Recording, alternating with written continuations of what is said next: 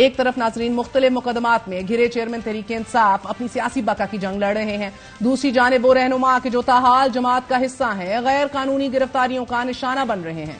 عدالت نے شہریار خان افریدی، ان کے بھائی فروخ افریدی سمیت تحریک انصاف کے 4 رہنماؤں کی نظر بندی غیر قانونی قرار دے دی ہے۔ اسلام آباد ہائی کورٹ نے 4 رہنماؤں کی رہائی کا حکم بھی جاری کر دیا۔ جسٹس انوار الحق نے درخواستوں کی سماعت کرتے ہوئے 4 رہنماؤں کی 15 روز نظر بندی کے احکامات کو غیر قانونی اور غیر آئینی قرار دیتے ہوئے کہا کہ عدالت کسی کو غیر آئینی اقدام کی اجازت نہیں دے گی۔ عدالت نے شہریار خان افریدی کے خلاف تھانہ بھاولپور میں گندم چوری کیس میں بھی حفاظتی ضمانت منظور کر کے فوری رہائی کا حکم دیا۔ ناظرین، عدالت نے ڈپٹی کمشنر اور سی پی او کے نظر بندی سے متعلق امن و امان خراب کرنے کا موقع مسترد کر دیا۔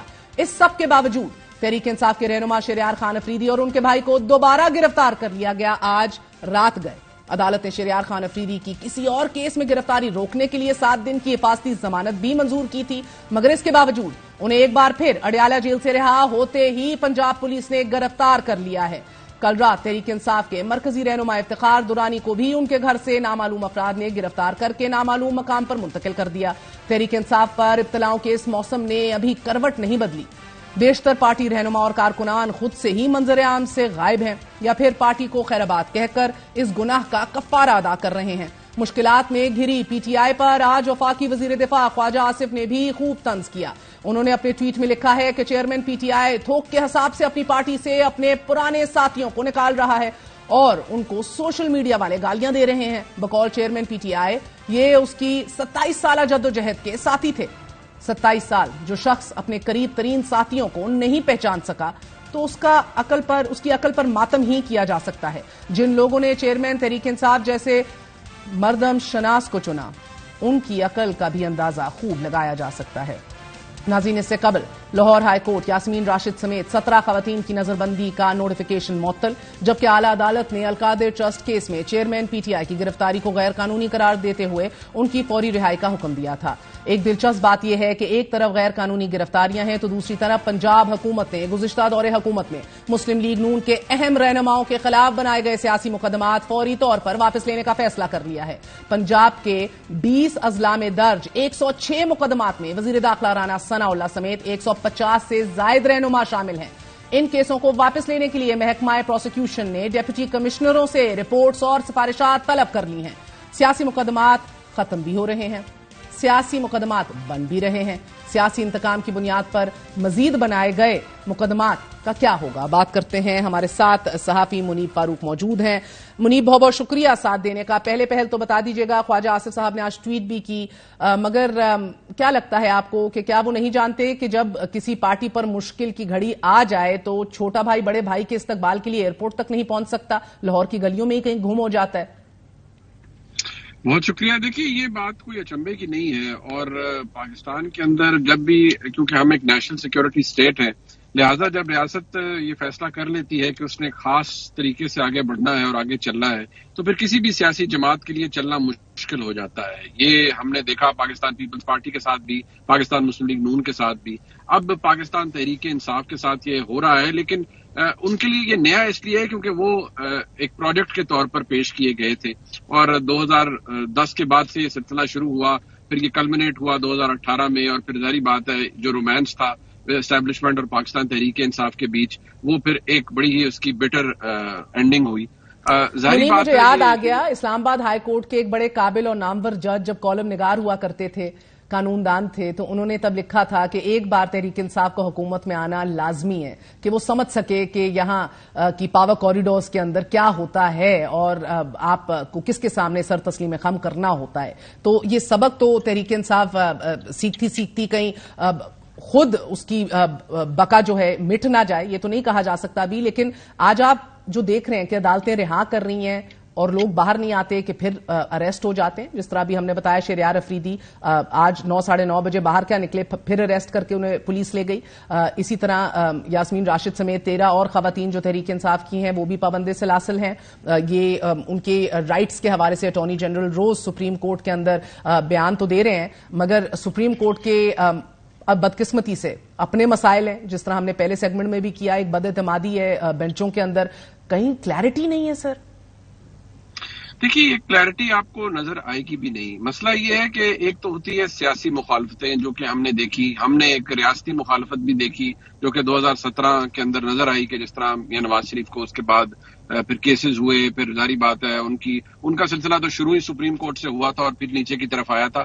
کم از کم عمران خان اس حد تک تو ابھی تک خوش قسمت ہے کہ ان کو نیچے کے شاید فورمز مل جائیں گے جہاں پر کم از کم اپیل کا حق ان کے پاس ہوگا. لیکن دلچسپ بات یہ ہے کہ رول بک وہی ہے اور اس میں کچھ تبدیلی نہیں ہوئی. جو طریقہ کار ہے، موڈس اپرینڈی ہے، وہ وہی ہے، اس میں کچھ تبدیلی نہیں ہوئی. صرف میں نے جیسے پہلے عرض کیا وہ اچنبا ہر ایک کو اس لیے ہو رہا ہے، خاص طور پر ہمارے تحریک انصاف کے دوستوں کو، کہ ان کے لیے یہ سب کچھ نیا ہے. مگر سر جس پیمانے پر ہو رہا ہے یہ پیمانہ آپ نے کبھی پہلے بحیثیت صحافی مظاہرہ کیا؟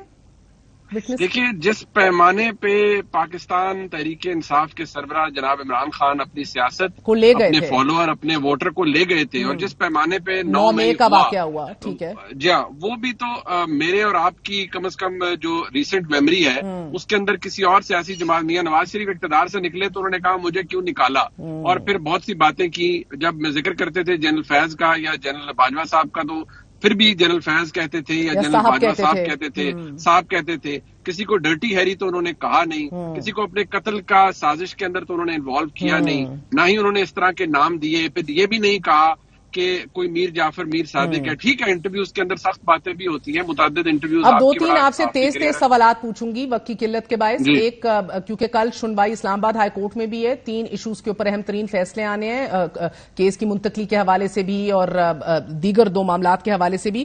سوشل میڈیا فیس بک تاثر ہیکنگ کا دیا جا رہا ہے، does it make sense to you sir?